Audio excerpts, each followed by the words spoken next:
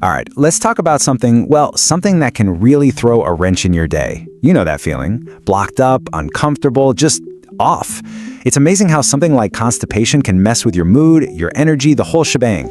And hey, it's super common, but that doesn't mean you just have to put up with it. The great news is, you don't always need to run to the pharmacy. In this explainer, we're going to dive into some really powerful, totally natural ways to get things moving again and get you feeling like yourself. So here's our game plan. First, we'll cover what constipation actually is. Then we'll get into the main causes. From there, it's all about solutions. We'll look at prevention, some amazing kitchen remedies, and even how movement can be a form of medicine. Let's get into it. Okay, first up, the uncomfortable truth. And that's really the key, right? We've got to define the problem before we can even think about finding the solution. So let's start with the basics. What does constipation really mean? I think we all kind of throw that term around, but the medical definition, well, it's a little more specific than just, feeling backed up. Okay, so here's the official breakdown from a medical standpoint. We're talking about having fewer than 3 bowel movements in a week.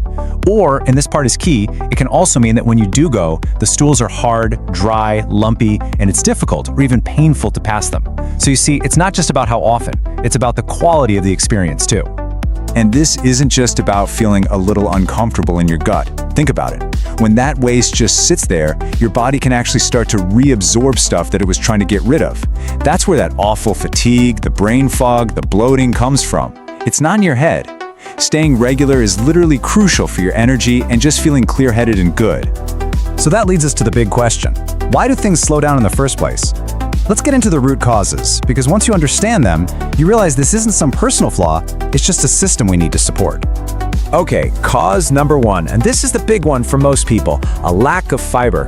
I love this analogy. Think of fiber as the bulking agent for your stool. It gives it substance, it gives it form. Without enough fiber, there's just not enough stuff for your colon to grab onto and push along.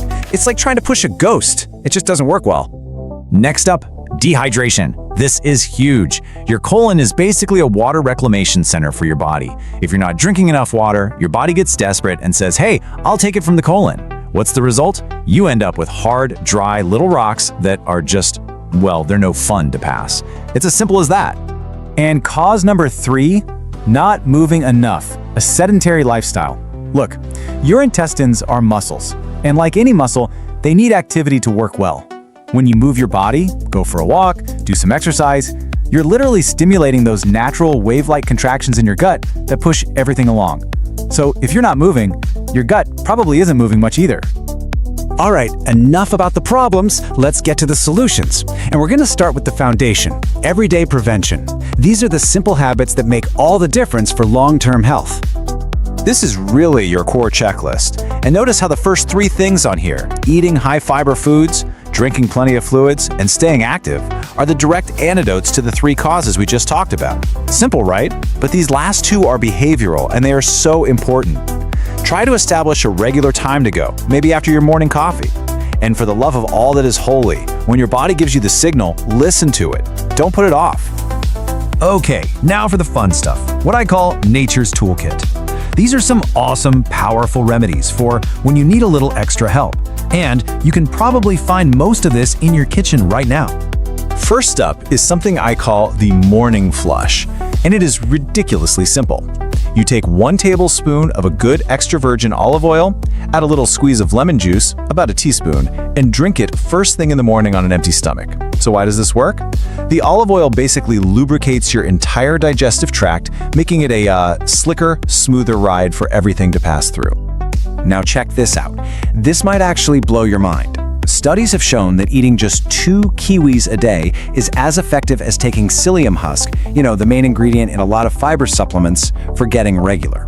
2 kiwis, and often without all the bloating that can come with some of those supplements. So what's going on here? Why is kiwis so special? Well, here's the secret. It's an enzyme called actinidin, and this is what's so cool about it. It doesn't just work like regular fiber, which just adds bulk. No, this enzyme actually helps stimulate the muscle contractions in your digestive system. It's like a little motility booster, telling your gut, hey, time to get to work. All right, next on our list is something that's often called, and I love this description, an internal shower for your gut. And what provides this shower? Chia seeds. So here's how they work their magic. When you put chia seeds in water, they soak it up and create this gelatinous coating around themselves.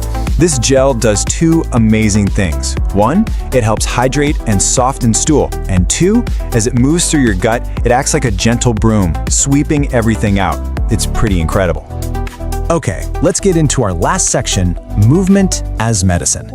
Because sometimes you can physically encourage your body to get things going just by using your own hands and simple movements. This technique is called the ILU massage, and it's so smart because you're literally just tracing the path of your colon. So you start on your lower right side and gently stroke up toward your ribs, that's the I, then you stroke across your belly to the left side, that's the L, and finally you stroke down your left side, making an upside down U. Just doing that for a few minutes can really help encourage things to move along. A couple of yoga poses are also absolute game changers here. First, a deep squat, or what's known as malasana. This pose naturally opens everything up in your lower abdomen, creating space. The other one is Pavanamuktasana, which literally translates to wind-relieving pose, so you know it's good. By hugging your knees to your chest, you're gently compressing your colon, which helps release trapped gas and can really get things moving. So, what's the big takeaway from all this? It's that there's no single magic pill. The best, most effective approach is to combine these strategies. You need the foundation, the daily habits.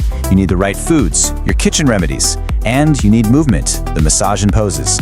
Put those three together, and you've got a really powerful plan. And so that leaves us with just one last question, and it's for you.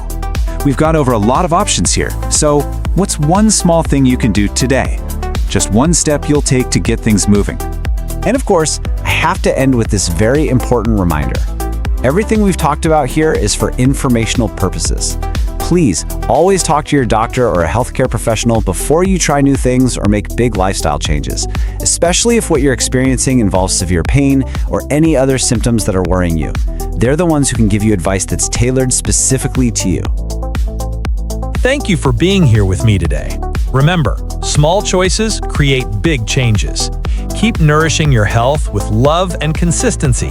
See you in the next Vital Elixir video.